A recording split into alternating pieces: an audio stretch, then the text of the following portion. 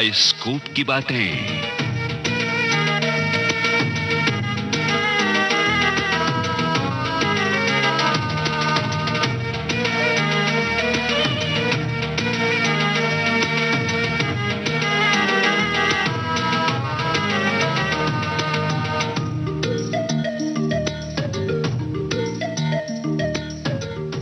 आज बाइस्कोप की बातें करने और सुनने का दिन।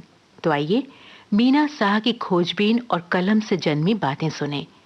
आज ये बातें एक निर्माता को केंद्र बनाकर की जा रही हैं। इन बातों को आप तक पहुंचाने में सहायक हैं PKA नायर और सदा की तरह आज भी बाइस्कोप की बातें आपको सुना रहे हैं प्रोग्राम के प्रोड्यूसर लोकेंद्र शर्मा। सन 1998 के सितंबर महीने की 11वीं तारीख की बात है। सुबह सुबह अखबार ने मुझे बताया कि फिल्म निर्माता और लेखक तेजनाथ जार स्वर्गवासी हो गए हैं। एक सदमा सा लगा। पल भर को मुझे विश्वास नहीं हुआ, क्योंकि अभी 2 दिन पहले ही फोन पर उनसे बात हुई थी और बाइस्कोप की बातें प्रोग्राम के लिए उनकी फिल्मों पर चर्चा करने के लिए मिलना तय हुआ था। लेकिन शायद होनी को यह स्वीकार नहीं था और सबूत में अखबार की खबर आंखों के सामने थी। खैर, होनी को तो कोई टाल नहीं सकता, पर स्वर्गीय तेजनाथ जार की याद में हम उनकी एक फिल्म पर चर्चा तो कर ही सकते हैं। तो आइए आज वही करें। सेठ जी, जरा 3 साल पहले वाला खाता तो खोलिए। 3 साल पहले वाला किसका? जानकी दास डोंगर वाले का। जानकी दास डोंगर वाला? डोंगर। ये रही उसकी रसीद। 7,000 रुपए ले गया था, जेवर रख के गया था। सेठ जी, मैं 7,000 रुपए आपको दे दूंगा, आप मुझे जेवर और ये रसीद दे दीजिए। और ब्याज का क्या होगा पाया? ब्याज? 3 साल का ब्याज है। वो बेचारा बहुत गरीब आदमी है। आज उसकी बेटी की शादी है, उसकी इज्जत का सवाल है। और फिर सेठ जी, अरे हमारे भी इज्जत का सवाल है, धंधे की बात है। मुद्दल छोड़ सकते हैं, ब्याज नहीं छोड़ सकते। अरे जाओ अपना काम करो। इन जेवरों के बगैर उस बच्ची की डोली नहीं उठेगी, लेकिन तेरी अर्थी बड़े आराम से उठेगी। अब बोल, सीधी तरह यहां से जाऊं या तुझे कंधा देके जाऊं? मजलूमों की रक्षा करने वाले और जालिमों को सबक सिखाने वाले बहादुर जांबाजों की हर समाज में इज्जत होती आई है। ऐसे रॉबिन हुडी किरदारों पर 20 फिल्में बनी हैं, लेकिन इनमें से अधिकांश को बी ग्रेड एंटरटेनर माना गया। एक जमाने में अभिनेता दारा सिंह ऐसी फिल्मों के लिए सबसे आदर्श अभिनेता माने जाते थे। वैसे सच पूछा जाए तो सभी बड़े कलाकारों ने अपने फिल्मी कैरियर में कभी न कभी ऐसी फिल्मों में काम जरूर किया है। 8वें दशक में ऐसी ही एक फिल्म अमजद खान को मुख्य भूमिका में लेकर बनाई गई थी, जिसका नाम था सरदार। खड़क गया, हाय दिल धड़क गया, बेबुआ खड़क गया, हाय दिल धड़क गया। मैंने माही को बुलाया, मेरा माही घर आया। मैंने पर्दा गिराया, उसे गले से लगाया।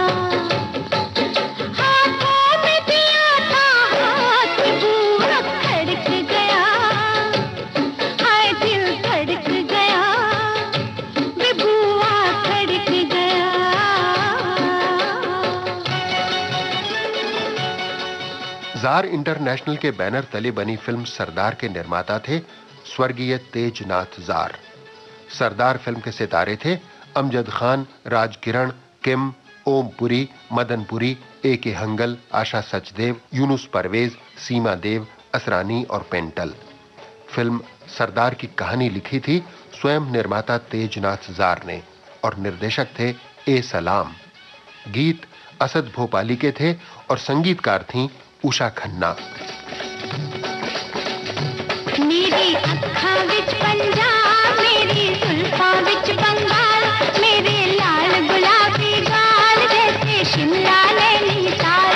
मेरा प्यार लिखो नादान, मैं हो खानम तू है खान। वो तेरा बेमौसम पंजाब, कोई सोनी ना महिवाल, सस्ते दामों का बाजार, तेरे शिमला नैनीताल। मेरा इश्क नहीं आसान, तू है खानम मैं हूँ खान। मेरी अखां अखां विच पंजाब मेरी जुल्फां विच बंगाल मेरे लाल गुलाबी गाल जैसे शिमला नैनीताल। फिल्म सरदार के निर्माता तेजनाथ जार असल में लेखक थे। 5वें और 6ठे दशक के दौरान उन्होंने कई फिल्में लिखीं। उनके लेखक से निर्माता बनने का किस्सा खासा दिलचस्प है, जिसे हम थोड़ी ही देर बाद आपको सुनाएंगे। तेजनाथ जार का जन्म हिमाचल प्रदेश के एक ऐसे जमींदार घराने में हुआ था जिसे स्थानीय लोग मेहर के नाम से जानते थे। तेजनाथ की आरंभिक शिक्षा पंजाब में हुई और सन 1947 में उन्होंने लाहौर के सनातन धर्म कॉलेज से ग्रेजुएशन किया।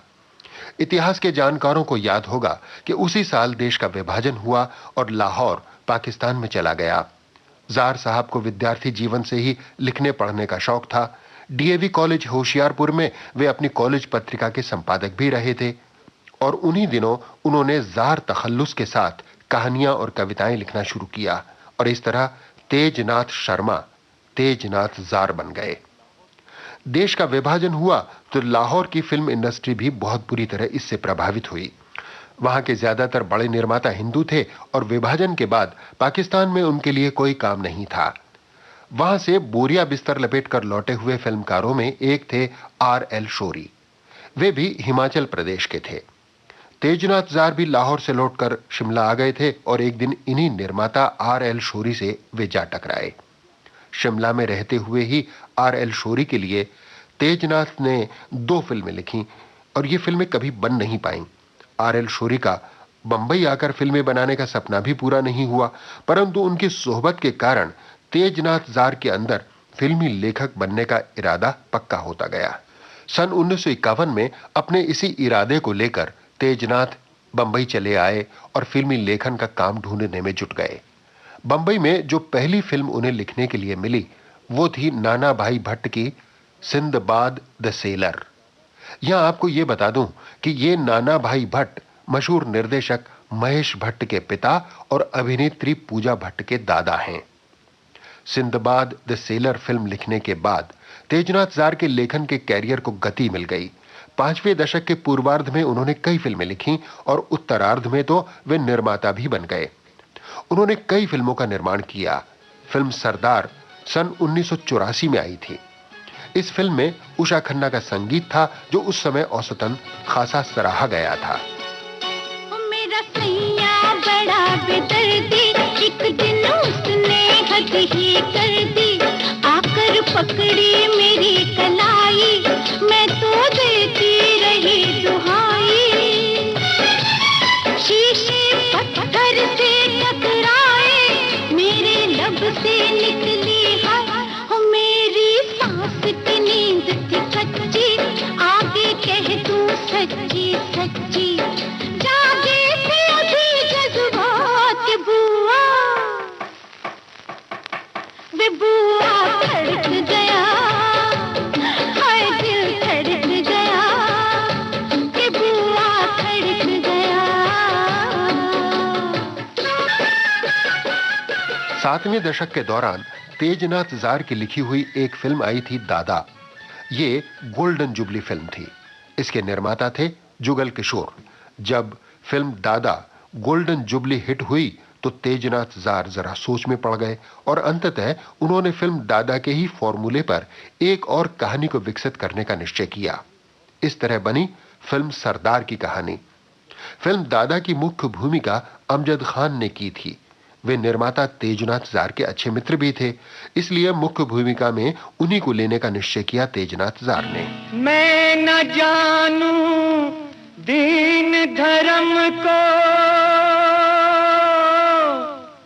मैं पागल इंसान, जो मेरे दुख दर्द मिटा दे, वो ही वेद कुरान। फिल्म सरदार के निर्माण के दौरान निर्माता तेजनाथ जार ने इंसानी स्वभाव के अजीब अजीब जलवे देखे। इस फिल्म में रोमांटिक भूमिकाओं में उन्होंने राज बब्बर और किमी काटकर को लिया था। राज बब्बर तब हिंदी फिल्मों में नए नए आए थे और फिल्म सरदार की भूमिका उन्होंने बड़ी मिन्नतें करके पाई थी। लेकिन तभी उनके सितारे बदले और निर्माता B.R. चोपड़ा ने उन्हें अपनी फिल्म इंसाफ का तराजू के लिए साइन कर लिया। और इसके बाद राज बब्बर को जार साहब की छोटी सी फिल्म सरदार में सेकंड लीड में आना मुनासिब नहीं लगा। उन्होंने शूटिंग के लिए तारीखें देने के मामले में हीले हवाले शुरू कर दिए।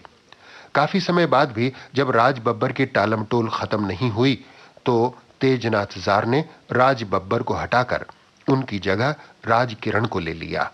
राज किरण को उन्होंने सुभाष घई की फिल्म कर्ज में देखा था और उसके अभिनय से प्रभावित हुए थे। किमी काटकर का किस्सा भी कुछ ऐसा ही रहा। निर्माता तेजनाथ जार ने उनकी भी छुट्टी कर दी और एक नई उभरती हुई लड़की किम को साइन किया। इस तरह राज बब्बर और किमी काटकर को बदलकर रोमांटिक लीड में लाए गए राज किरण और किम।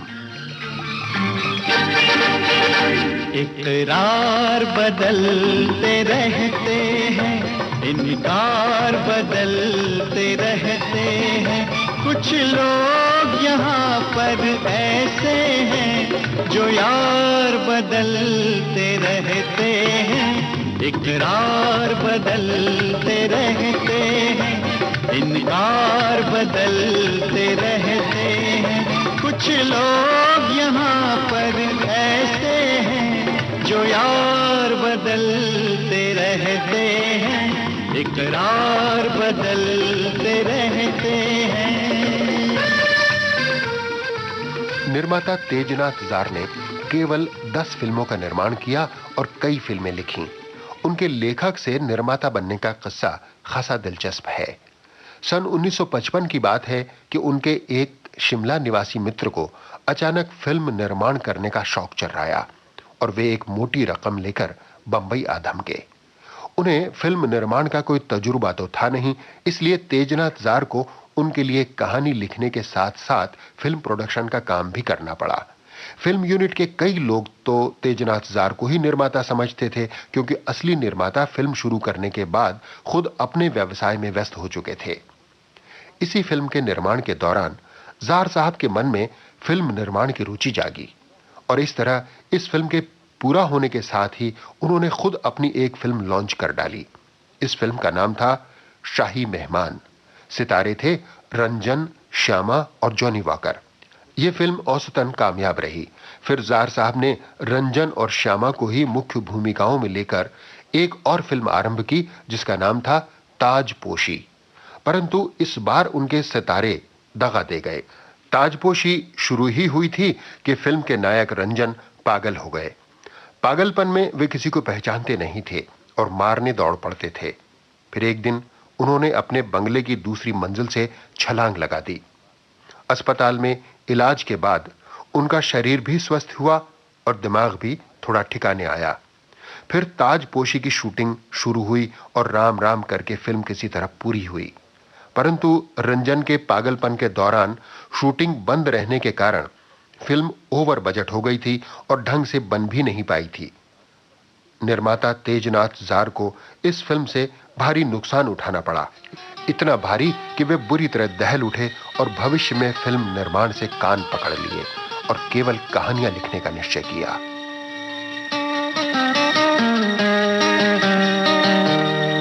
एक अकेला मन का पंछी टूटी आग लिए भटके कब तक पंख पसारे दूर दिशाओं में। एक अकेला मन का पंछी टूटी आग लिए भटके कब तक पंख पसारे दूर दिशाओं में। एक अकेला। अक्सर आदमी सोचता कुछ है और होता कुछ और है। तेजनाथ जार सन 1958 के दौरान फिल्म हमारा वतन के संवाद लिख रहे थे। इन्हीं दिनों एक दिन उनकी भेंट हुई अभिनेता शाहू मोडक से, जो ज्योतिषी का भी काम करते थे।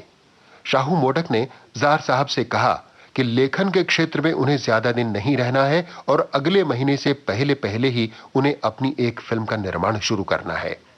लेकिन फिल्म कहीं बिना रुपयों के बन सकती है क्या? इस वाकये के कुछ दिनों बाद एक दिन तेजनाथ जार की मुलाकात बंगाल के एक वितरक दमानी साहब से हुई।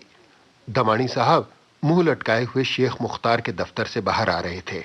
पूछने पर उन्होंने बताया कि शेख मुख्तार की नई फिल्म दो उस्ताद को, जिसमें राज कपूर और मधुबाला तथा शेख मुख्तार की मुख्य भूमिकाएं हैं, खरीदने के लिए वे वहां आए थे। परंतु शेख मुख्तार ने तुम्हारी हैसियत क्या है मेरी फिल्म खरीदने की, ऐसा कहकर उन्हें भगा दिया था।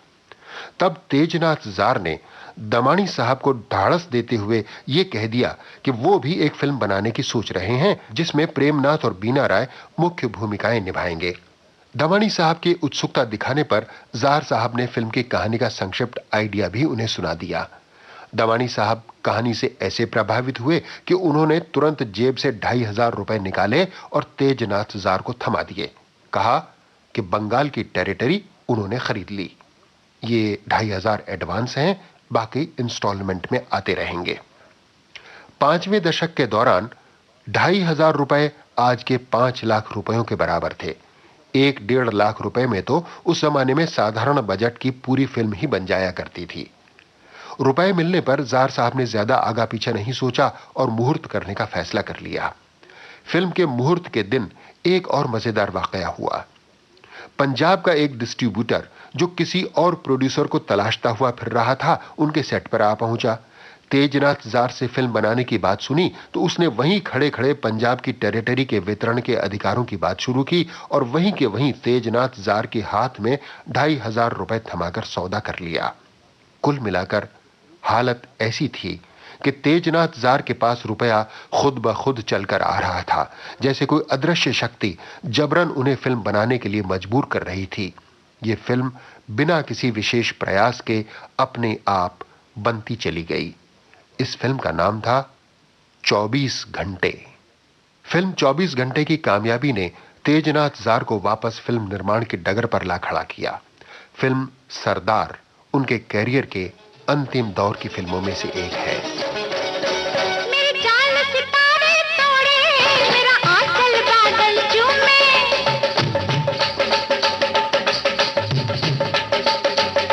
मेरे जाल सितारे तोड़े, मेरा आंचल बादल चूमे, हर नई उम्र का मुंडा मेरे आगे पीछे घूमे, हर नई उम्र का मुंडा मेरे आगे पीछे घूमे, फिर भी तुझ पे कुर्बान मैं हूँ खानम तू है खान। ओ तेरी अखां विच पंजाब, मेरी जुल्फां विच बंगाल, मेरे लाल गुलाबी गाल जैसे शिमला नैनीताल।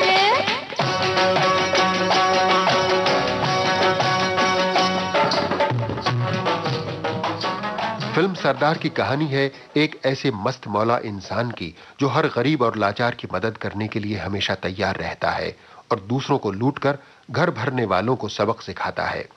वो जितना हंसमुख और रहमदिल है, उतना ही सख्त और गुस्सेवर भी है। उसका असल नाम क्या है ये कोई नहीं जानता। दुनिया उसे केवल सरदार के नाम से जानती और पहचानती है। भाई ये रहा आपका 3 महीने का किरावा पेशगी, बत्ती समेत। और पगड़ी? और ये रही पगड़ी। अरे अरे अरे ये पगड़ी है? हमारे हिसाब से तो पगड़ी है। अगर आपको पैजामा नजर आता है तो नीचे से पहन लीजिए। अरे देखो देखो, हमार मजाक बिल्कुल पसंद नहीं।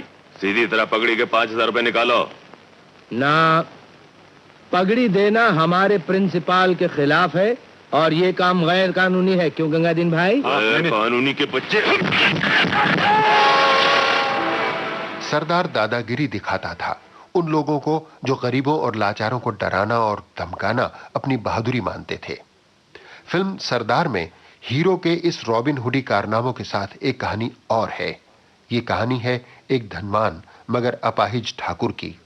ठाकुर साहब चलने फिरने से लाचार थे, इसलिए उनका सारा कारोबार उनके छोटे भाई शमशेर सिंह के सुपुर्द था। शमशेर सिंह अय्याश आदमी था। उसकी आदतें बिगड़ी हुई थीं, मगर उससे भी ज्यादा बिगड़ी हुई आदतें उसकी जवान बेटी अनीता की थीं। इनके अलावा इस कहानी का एक और पात्र है मोती हीरा लालवानी। ई लो, ये आ गया मोती हीरा माल पानी। माल पानी नहीं, लालवानी लालवानी। कोई एक्सीडेंट हो गया क्या? काम की बात करो, तुम्हारा ड्राफ्ट आया क्या? बस आने ही वाला है। वो करोड़पति ठाकुर की भतीजी अनीता को मैंने अच्छी तरह फांस लिया है। बस शादी हो जाए, तुम्हारा माल तुम्हारी जेब में। इस वक्त एक मेहरबानी कर दो हमेशा की तरह। बोलो। लड़की पर अमीरी का रौब जमाना है, इसलिए किसी गला से एक इंपोर्टेड कार का इंतजाम कर दो और थोड़ा सा खाइश। गंगादीन। जी मालिक। इसे अली भाई के गराज से एक गाड़ी ले दो और 2000 रुपए कैश दे दो। अच्छा मालिक। 2000 कैश और इंपोर्टेड गाड़ी के दम पर मोती हीरा लालवानी चला हसीन अनीता को प्यार के जाल में फंसाने। हाय अनीता। हाय लव। आई एम सॉरी, ज्यादा देर तो नहीं हुई? सिर्फ 40 मिनट। ओह, मैं गाड़ी सेलेक्ट कर रहा था, मुझे कोई मॉडल पसंद ही नहीं आ रहा था, you know? लेकिन what a beauty. Come on darling, come on. दुनिया की सबसे बेहतरीन गाड़ी। जब मोती हीरा लालवानी की बेशकीमत गाड़ी का ट्रायल चल रहा था, तभी दाल भात में मूसल चंद बनकर एक और शख्स वहां आ टपका। ये शख्स था राज। गाड़ी तो सेकंड हैंड है। हाँ, तुम्हारा बॉयफ्रेंड फर्स्ट हैंड है। पहली बार मिल रहा हो ना? हाँ। और ये है मोती हीरा लालवानी, हीरे मोती का बिजनेस करते हैं। इनके एक अंकल की जोहानिसबर्ग में हीरों की कान है। ओह। मालूम है ये कहाँ ठहरे हुए हैं? होटल पैराडाइज में। आज इनकी ऑनर में एक बड़ी पार्टी होने वाली है। आप भी आ जाइए ना।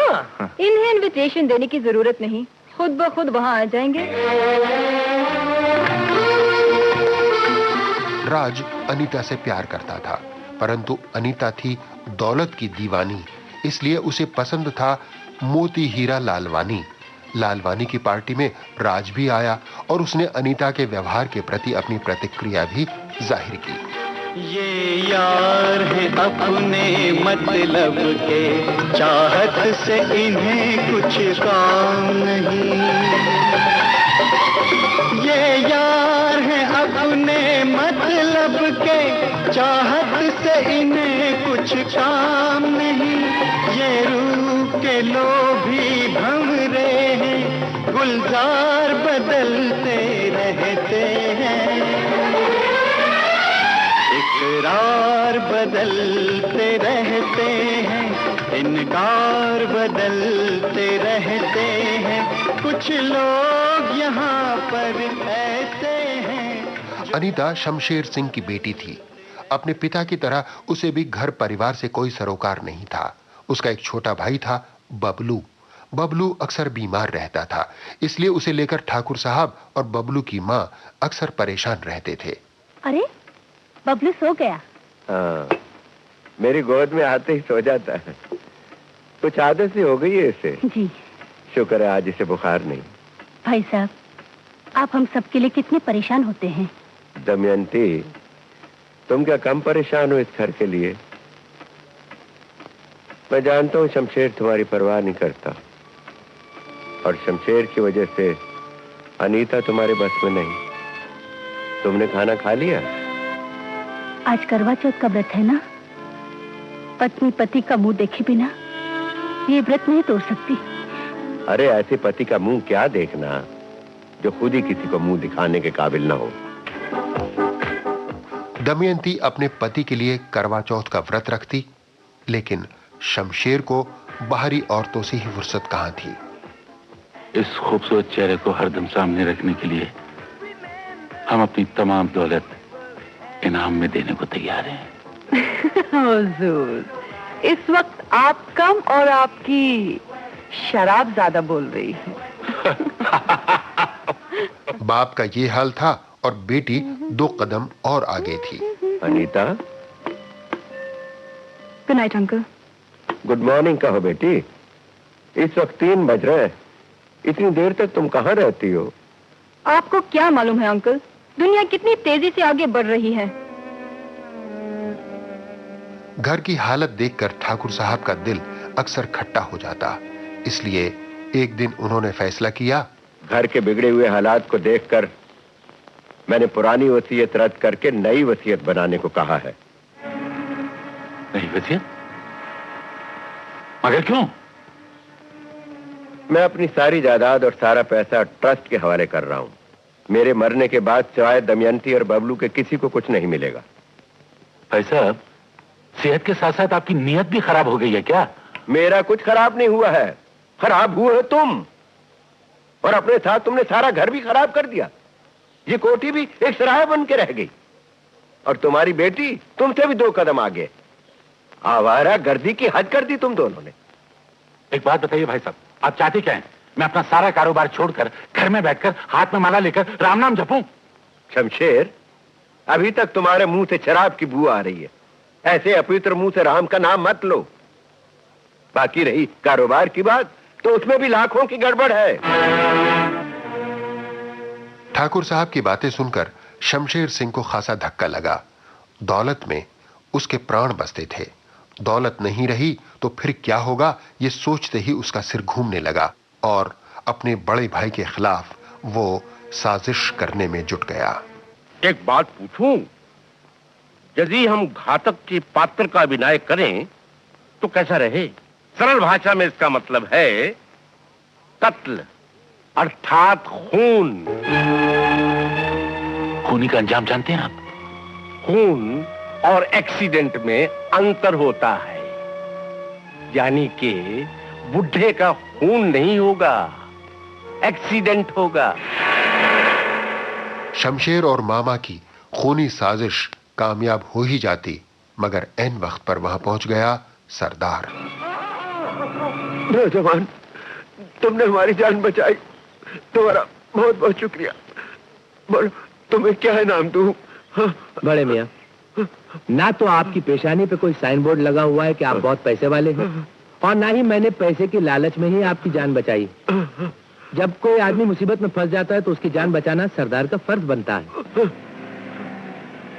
हर दुखी लाचार की मदद करना सरदार की आदत थी, मगर कई लोग इस आदत का गलत फायदा उठाने से नहीं चूकते।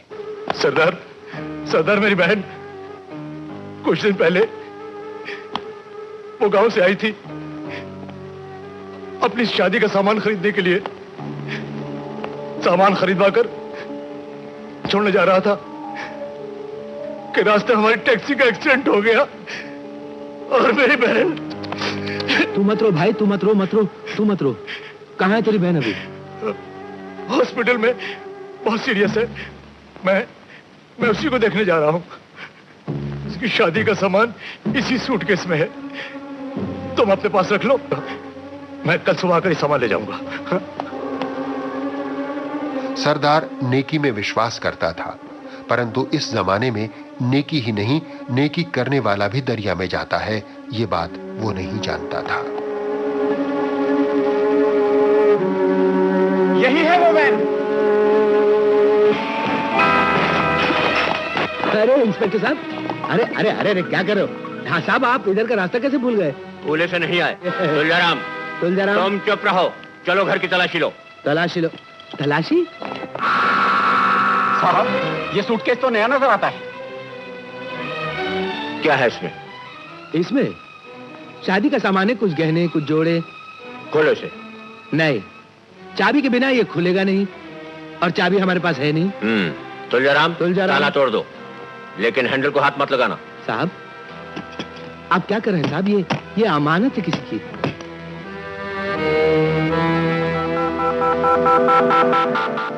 अरे इतने सारे नोट।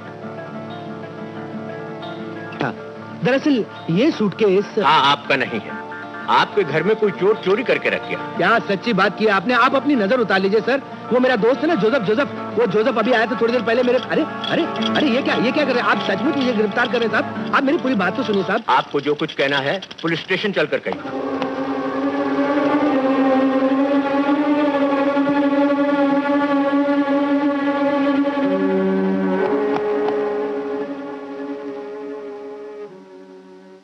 पुलिस स्टेशन में वही सब हुआ जो अक्सर वहां होता है। नाम क्या है तुम्हारा? सरदार।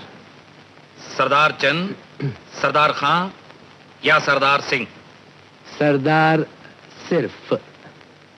क्या धर्म है तुम्हारा? सभी धर्म अच्छे हैं साहब, हम सबको अपना भाई समझते हैं। अरे जब मरोगे तो तुम्हारी लाश को दफनाया जाएगा या जलाया जाएगा? ये सोचना म्युनिसिपैलिटी वालों का काम है, आपका या हमारा नहीं। तुमने बैंक में डाका डाला वहां के पहरेदार को गोली मारी। बैंक से चुराया हुआ पैसा तुम्हारी सूटकेस से निकला, जो तुम्हारे घर से बरामद हुआ। राइट। ठीक है साहब, आज की रात हम आपके मेहमान बन के रह लेते हैं, लेकिन अपने प्यादों से कह दीजिए हमारी खूब जम के खातिर करें। हाथ मत लगाओ मियाँ, हाथ मत लगाओ। ऐसी कौन सी हवालात है जिसका रास्ता हम नहीं जानते? हमारे पीछे पीछे आओ। हवालात सरदार के लिए कोई नई जगह नहीं थी और न ही वो वहां कोई अजनबी था। उस्ताद, एक बात अपने को नहीं पड़ती। क्या नहीं पड़ती? जब तुम कुछ करते हो तो बच जाते हो, और जब कुछ नहीं करते हो तो अंदर हो जाते हो। ये कत्ल के इल्जाम में कैसे पकड़े गए? वो कहते हैं ना, कभी कभी इंसान की मौत दोस्त के हाथों से हो जाती। लेकिन सरदार को इन बातों का कोई फिक्र नहीं है, बिल्कुल फिक्र नहीं है। कल सुबह बैंक का चौकीदार होश में आएगा, हमको देखेगा और बोलेगा ये आदमी था ही नहीं, हम फिर बाहर चले जाएंगे। उसके बाद अरे बेटे कुंदन, क्या बात है बेटा? अभी पूरी खबर सुनी है। अस्पताल से टेलीफोन आया है कि वो बैंक का चौकीदार होश में आए बिना ही मर गया। मर गया? चौकीदार के मरने की बात सुनते ही सरदार को भी जैसे मौत आ गई और वो वहीं लुढ़क गया। घबराए हुए पुलिस वाले उसे अस्पताल ले गए, लेकिन सरदार रास्ते में ही मौत के मुंह से बाहर निकल आया और फिर कानून की घेरेबंदी को फलांगता हुआ जो भागा तो पुलिस हाथ मलती रह गई। इसी भागम भाग में सरदार चा टकराया शमशेर सिंह और उसके आदमियों से। धन्यवाद। हमारे आप काम बताएंगे? आप हमारे लिए सिर्फ एक मामूली सा कत्ल करना है, इसके लिए 50,000 रुपए। आपको ये अंदाजा कैसे हो गया कि ये मामूली सा कत्ल मैं आपके लिए कर दूंगा? शायद तुमने आज का अखबार नहीं पढ़ा। इसमें लिखा है कि तुमने एक बैंक लूटा, पहरेदार को गोली मार के हलाक किया, हवालात से भाग निकले, पुलिस तुम्हारी तलाश में। और मियां, आज मेरा टेलीफोन इत्तेफाक से बिल्कुल ऑर्डर में। पहले ये तस्वीर देखो।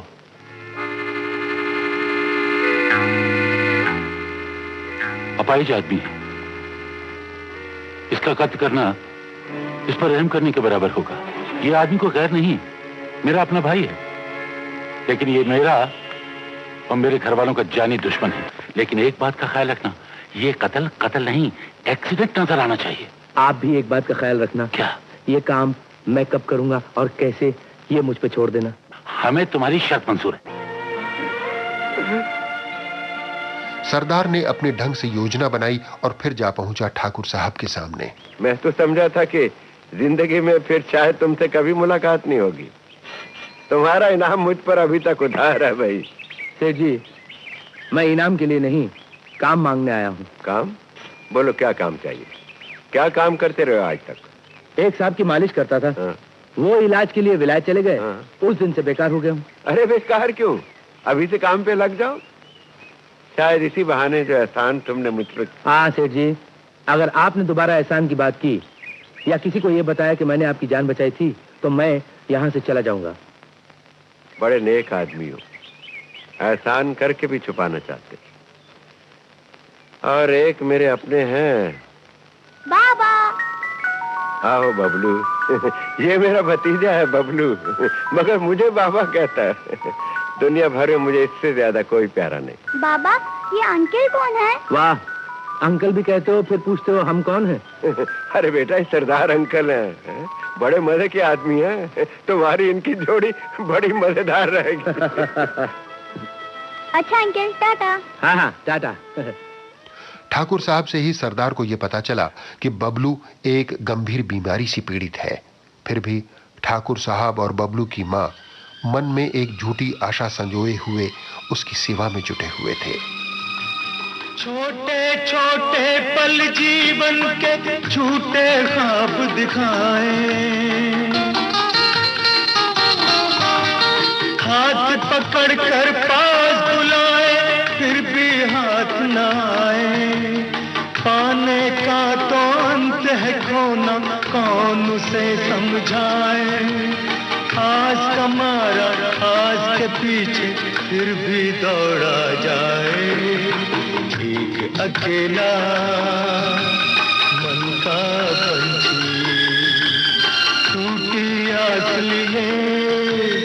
भटके कब तक पंख पसारे दूर दिशाओं में।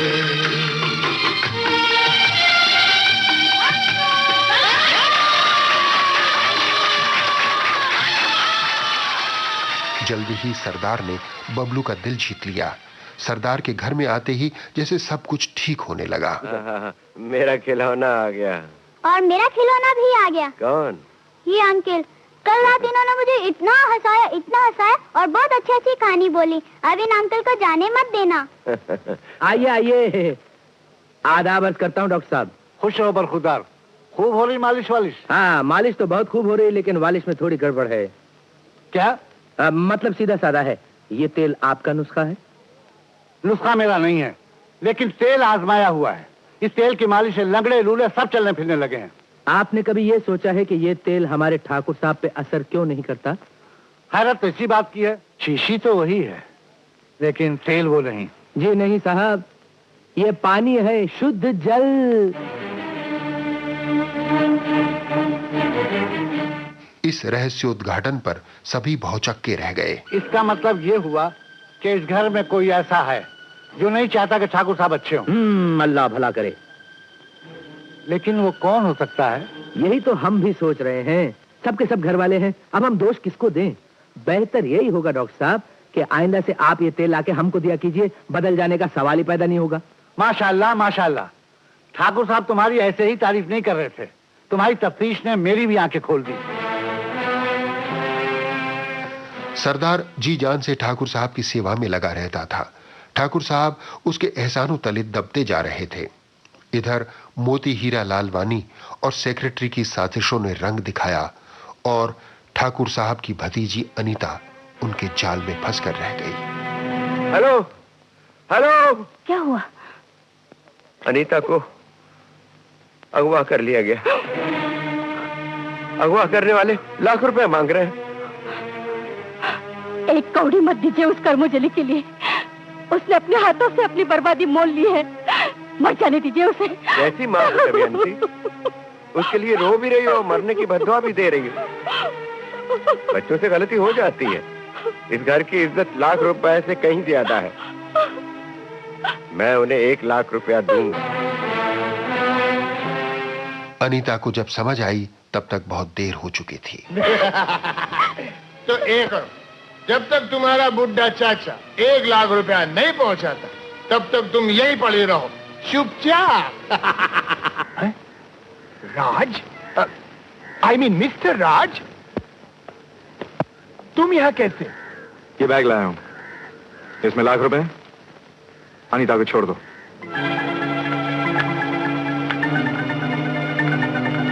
बाय द वे, इस ब्रीफ केस में नोट गिन के रखे हैं? खुद ही गिन लो। लो। अरे नोट गिनाने को बोला था, ये क्या गिनाता भाई? अनीता से शादी करना चाहता था। Oh no no Anita, no शादी। ठाकुर साहब से लाख रुपए मांगे। 5 लाख रुपए? I don't know it all.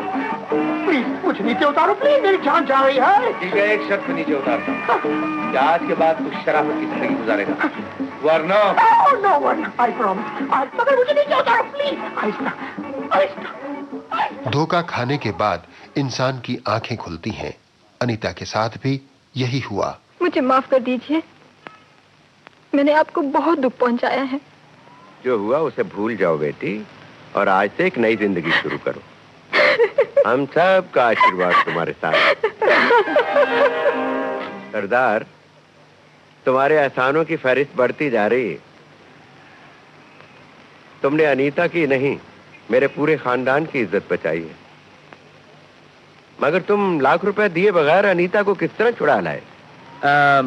Thakur साहब, वो ऐसा है कि कभी कभी जब दौलत राम काम नहीं आता ना, तो डंडा राम काम आ जाता है।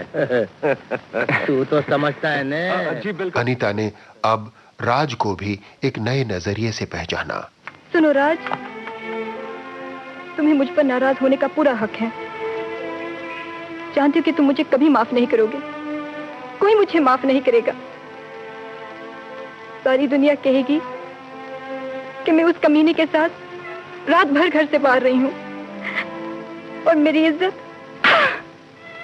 इतना जलील समझती हो मुझे? मुसीबत में गिरी हुई एक मासूम लड़की पर इल्जाम लगाऊंगा मैं?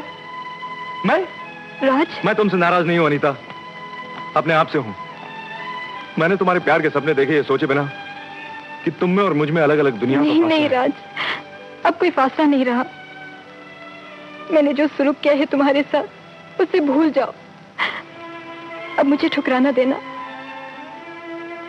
मुझे तुम्हारे सहारे की जरूरत है, तुम्हारे ही सहारे की जरूरत है राज। राज और अनीता एक दूसरे के करीब आते आते एक दूसरे में खो गए। उधर अनीता का बाप शमशेर आज भी अपनी गंदी साजिशों में जुटा हुआ था। सरदार, ठाकुर की हर सांस हमारे लिए खतरा बन रही। मेरी समझ में नहीं आता तुम्हें इतनी देर क्यों लग रही। तुम रात को भी उनके पास रहते हो। तुम्हारे अंगूठे का एक दबाव उन्हें सीधा परलोक भेज सकता है। महाराज, आप घर में रहकर भी घर के मामला से बेखबर हैं। कहीं ठाकुर ने अपनी नई वसीयत पर दस्तखत कर दिए तो? आप इस बात की बिल्कुल फिक्र मत कीजिए। मैंने एक बहुत बेहतरीन प्लान बनाया है। मैंने ठाकुर साहब को राजी कर लिया है कि हवा पानी बदलने के लिए उन्हें पहाड़ पर जाना चाहिए। अब आप सोचिए, तन्हाई, पहाड़, ठाकुर साहब हो। शाबाश, और किसी को हम पर शक नहीं होगा। ये काम 1 हफ्ते के अंदर होना चाहिए। वाह सरदार जी, वाह। हाँ, सिर्फ सरदार। धन्य हो, क्या उच्च कोटि का प्लान बनाया। तो हो जाए इसी बात पे गरम गरम चाय मलाई मार के। हाँ। हिल स्टेशन पर जाने से ठाकुर साहब की तबीयत में सुधार आया। बबलू, अनीता और राज भी सभी साथ में आए थे और बहुत खुश थे। केवल शमशेर सिंह अंगारों पर लौट रहा था। देखो सरदार, पुलिस तुम्हारी तलाश में यहाँ तक आ पहुंची है।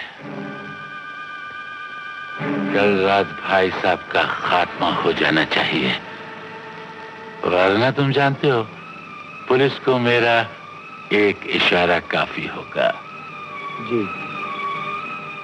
अंत में सरदार के लिए कठिन परीक्षा की घड़ी आन पड़ी। आओ सरदार, बच्चे गए सिनेमा? जी हाँ, वो तो जा नहीं रहे थे, मैंने जबरदस्ती भेज दिया उन्हें। अच्छा, 9 बज रहे होंगे। अब मुझे दवा की आखिरी गोली खिला दो तो सो जाऊं। दवा की गोलियां मैं बहुत खिला चुका हूं आपको ठाकुर साहब। अब आपको एक ऐसी गोली खिलाऊंगा जिसे खाकर आप हमेशा के लिए सो जाएंगे।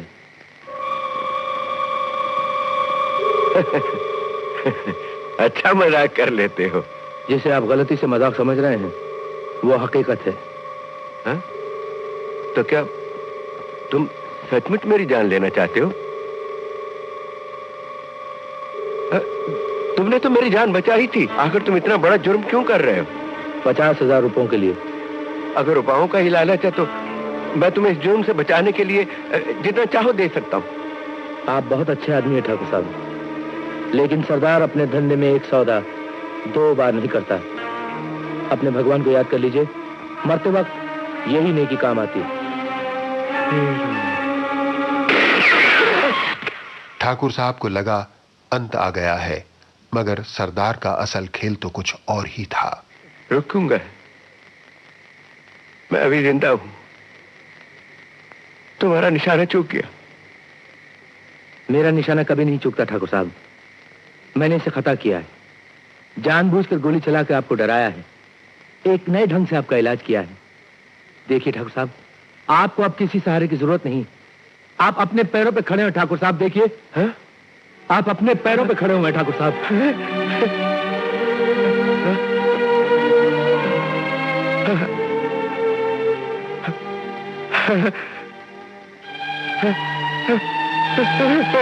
सरदार, तुम आदमी कहूं या फरिश्ता?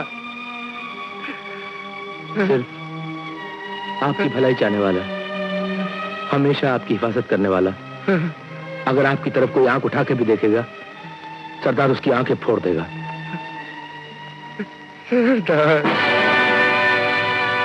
सरदार के इस नए कारनामे से ठाकुर साहब ही नहीं बल्कि घर के और लोग भी प्रभावित हुए। भाई साहब, आप अपने पैरों पे खड़े हैं। मैं कहीं सपना तो नहीं देख रही? ये सब इस फरिश्ते की करामात है बहू। इसने तो मेरी काया पलट दी। इसके क्या क्या गुण गिनवाऊं? भाई साहब, इसमें कुछ ऐसे भी गुण हैं जो आप भी नहीं जानते। खूनी है, लुटेरा है। इसने हम सबकी आंखों में धूल झोंकी। शमशेर, आज सुबह सुबह ही पी रखी है क्या? हाँ? एक शरीफ आदमी पे ऐसी तोहमत लगाते हुए शर्म नहीं आती? ओहो भाई साहब, आप नहीं जानते, ये सब कुछ इसने आपका भरोसा हासिल करने के लिए किया। ये एक नंबर का छठवा बदमाश है। इसकी जिंदगी का ज्यादातर हिस्सा जेल में कटा है। इसने बैंक लूटा, चौकीदार का खून किया, पुलिस दिन रात इसके पीछे। शमशेर बाबू, अब तुम ही टर्राते रहोगे या हमको भी मौका दोगे मुंह खोलने का? अरे तुम क्या मुंह खोलोगे? तुम्हारा मुंह तो पुलिस खुलवाएगी। पुलिस लो, आ गए तुम्हारा मुंह खुलवाने वाले। पुलिस आई तो सरदार को फरार होना पड़ा। सरदार के जाने के बाद बबलू की हालत खराब होने लगी। उधर सरदार ने पनाह ली दिलशाद के घर पर। तुमने यहाँ आकर बहुत बड़ा खतरा मोल लिया। वो खतरे वाले वहां भी आए थे तुम्हें ढूंढते हुए। गरीब खाने को खाली देखकर खाली हाथी चले गए। सोचता हूँ ठाकुर साहब के घर का क्या हाल होगा। सरदार, वहां का हाल भी कुछ ठीक नहीं। तुम्हारे वहां से जाने के बाद एकाएक बबलू की तबीयत खराब हो गई। डॉक्टर ने कहा है कि उसकी जिंदगी खतरे में है। ये मैंने क्या किया? मुझे बबलू के पास जाना पड़ेगा। एक तरफ मोह का बंधन, दूसरी तरफ कानून का शिकंजा। दोनों के बीच कितना मजबूर था सरदार। मुझे इस जाल में फंसाया गया है। खून किस आदमी ने किया मैं अच्छी तरह जानता हूँ, लेकिन मैं उस तक पहुंचूंगा कैसे? सरदार, इस अखबार में डकैती की खबर छपी है। एक सेठ की मजबूत तिजोरी बड़ी कारीगरी के साथ तोड़ी गई है। मैं समझती हूँ कहीं ये आदमी वही तो नहीं जिसने बैंक की तिजोरी तोड़ी हो और तुम्हें इस हालत में पहुंचा दिया। वाह दिलशाद वाह, क्या बात सोची है तुमने। अब जोसेफ मेरी मुट्ठी में है। मोती, हाँ? मेरी बात सुन। बोलो। अंडरवर्ल्ड का एक मुजरिम है जिसका नाम है बादशाह। असली मुजरिम को फंसाने के लिए एक चाल चली गई। मेरे लिए जाल बिछाया था तूने, हाँ? तूने सोचा था जुर्म करेगा तू और फांसी चढ़ूंगा मैं। आज तक कानून से भागा भागा फिरा हूं तेरी वजह से। मुझे माफ कर दो, मुझे माफ कर दो। एक नन्हा मासूम मुझे मिलने के लिए तड़प रहा है, लेकिन मैं उसे अपना मुंह तक नहीं दिखा सकता, सिर्फ तेरी वजह से।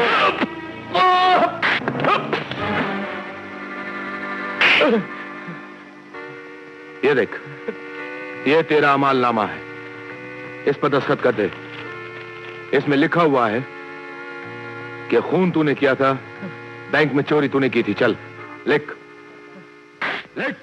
सरदार इन सारे गोरख धंधों में उलझा हुआ था और उधर बबलू सरदार के बगैर मौत के दरवाजे तक जा पहुंचा था। आखिरी वक्त में ना माँ का नाम इसकी जबान पर था, ना बहन का, ना बाप का। इसने याद किया तो सिर्फ तुम्हें, अपने सरदार अंकल को। और इसका सरदार अंकल इतना बेरहम, इतना पत्थर दिल निकला कि। बबलू बेटा, बबलू बेटा, मुझे माफ कर दे बेटे। हाँ, मैं जानता हूं तूने मुझे बहुत याद किया, बहुत पुकारा मुझे, लेकिन मैं मजबूर था बेटा। अब देख बेटा, मैं तेरे सामने बैठा हूं बेटे। सिर्फ एक बार पुकार दे मुझे बेटे, सिर्फ एक बार पुकार ले मुझे, एक बार दे। जब कोई युक्ति काम नहीं आई तब सिर्फ एक रास्ता बचा। सरदार भी उसी रास्ते पर चल पड़ा।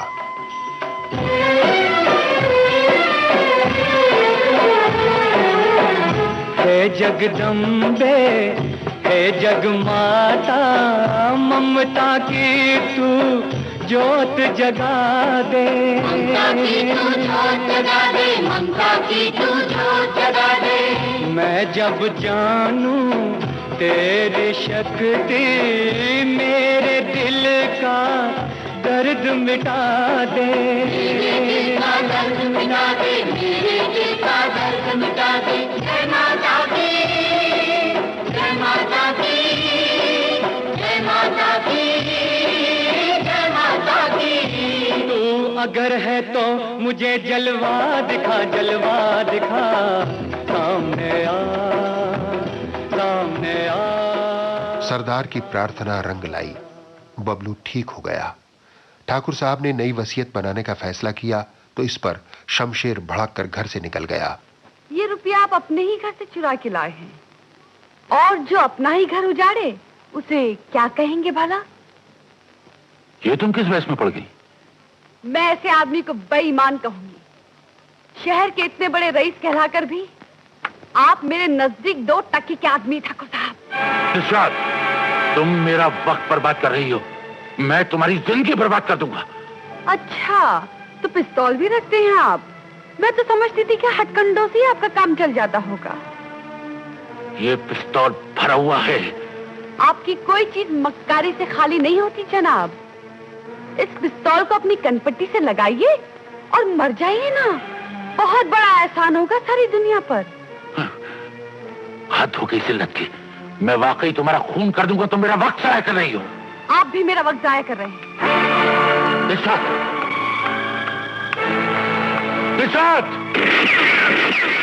शमशेर की पिस्तौल ने दिलशाद की जान ले ली। सरदार भौचक्का रह गया। दिलशाद, दिलशाद! हरामजादे, हरामजादे! क्या किया तूने? दिलशाद बेगम का खून कर दिया? हाँ, बोल। अब मैं तुझे जिंदा नहीं छोड़ूंगा, जिंदा नहीं छोड़ूंगा तुझे, कुत्ते! अगर मैंने अपनी बहन को वचन नहीं दिया होता कि मैं उसके सुहाग की रक्षा करूंगा, तो दिलशाद बेगम के खून का बदला मैं तुझसे लेता। अब जा, भाग जा यहां से, भाग! मैं डॉक्टर को बुला के लाता। नहीं, नहीं, मेरी आंखें पथरा रही है। मुझसे दूर मत जाओ। मैं तेरे पास हूं, मैं कहीं नहीं जाऊंगा। अब मैं चैन से मर सकूंगी सरदार। दिलशाद, तुम्हारे बगैर मेरी जिंदगी जहन्नुम बन जाएगी।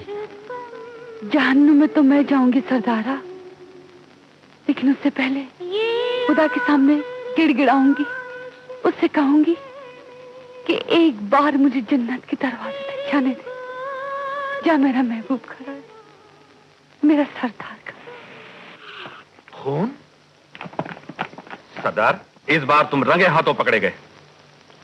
हाँ इंस्पेक्टर साहब, अब आप इंस्पेक्टर से इंस्पेक्टर जनरल बन जाएंगे।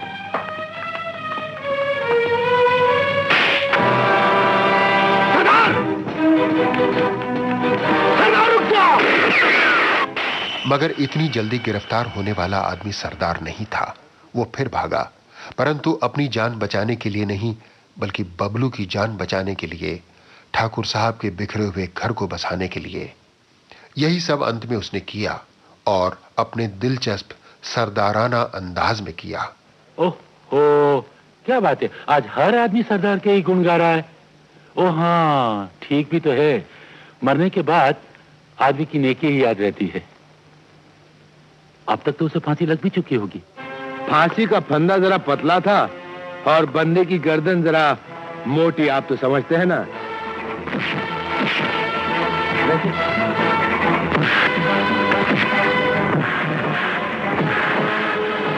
बबलू, तू अपने बाप पर हाथ उठाता है, शर्म नहीं आती?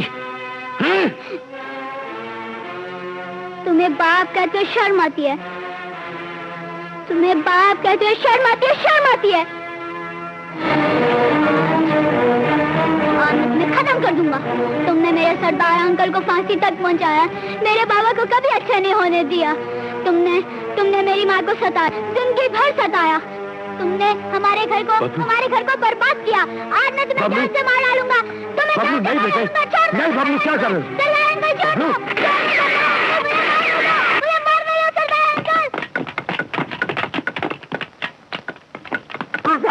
ठाकुर साहब, मुझे क्षमा कर दीजिए, मैंने बहुत बात की है। मुझे क्षमा कर दीजिए सरदार, मुझे क्षमा कर दो मुझे। बेटी, बेटी।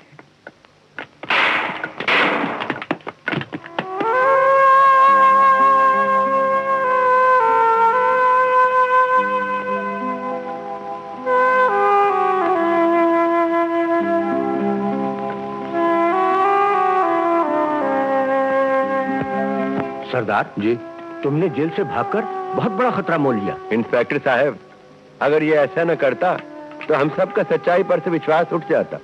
ठाकुर साहब, बोलो। देखिए, इस जलील और मतलबी दुनिया से तो जेल की काल कोठड़ी बहुत अच्छी है।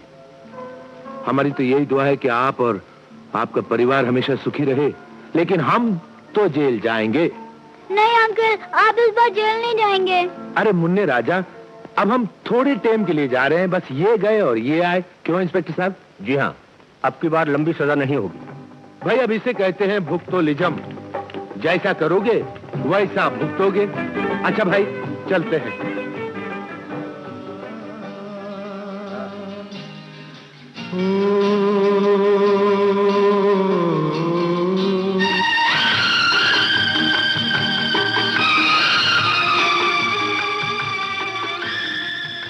तो दोस्तों, ये थी फिल्म सरदार की कहानी। फिल्म सरदार सन 1984 में आई थी। निर्माता तेजनाथ जार ने लगभग 35 फिल्में लिखी और 10 फिल्में बनाई। उनकी पहली फिल्म थी शाही मेहमान, जिसके बारे में हम आपको बता ही चुके हैं। उनकी बनाई हुई अन्य फिल्में थीं ताजपोशी, 24 घंटे, 40 दिन, रेशमी रूमाल, नकली नवाब, वचन, गरम खून और सरदार तथा पक्का बदमाश। फिल्म पक्का बदमाश काफी दिनों तक रुकी रही और बहुत विलंब के बाद अनोखी चाल के नाम से रिलीज हुई। ये ज्यादा चल नहीं पाई। इसके बाद निर्माता तेजनाथ जार सीरियल लेखन और निर्माण की तरफ मुड़ गए थे। वे एक बड़ी फिल्म और एक सीरियल बनाने की योजना बना रहे थे कि तभी जिंदगी उन्हें दगा दे गई। 10 सितंबर 1998 को उनका देहांत हो गया और हिंदी सिनेमा के आकाश का एक सितारा अस्त हो गया।